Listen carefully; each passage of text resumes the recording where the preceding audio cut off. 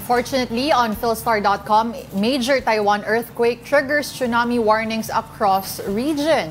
Nako, Denise. The strongest, the most powerful earthquake to hit Taiwan in 26 years. It's 7.4 magnitude nga, no? Isa sa mga pinakamalakas. Tapos nagkaroon ng tsunami warning. Pero Yes. kung hindi tayo nagkakamali, Lord, tama ba? Walang tsunami warnings in the past sa Taiwan? Never. Oo. Although ito medyo malapit-lapit na sa coast, ang nangyari ay tumama ito sa area na southern part ng Hualien na tinatawag, no? Ang area na yan ay very mountainous, very scenic. At in fact, may nag-collapse daw na portion, may landslides nga daw. At yung tren na may tunnel dyan, pinatigil yung biyahe kasi may isang part ng road na nag-collapse. My God, Denise. And as you can see siguro, may mga parts ng Taiwan na nagko-collapse yung mga buildings. Ano? More than 20 na yata ang na-record. So merong 4 na mga namatay and hundreds injured. At yung iba ay sinusubukan pa rin i-rescue from the rubble.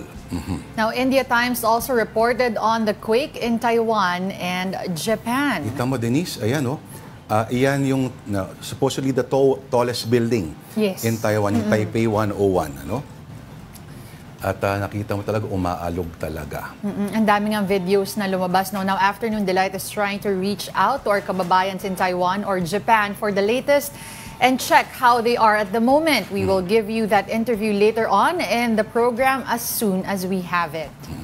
Para ma-imagine lang kung gaano kalakas, Denise, no? From Taiwan, ramdam na ramdam sa Okinawa, sa Japan, yung earthquake.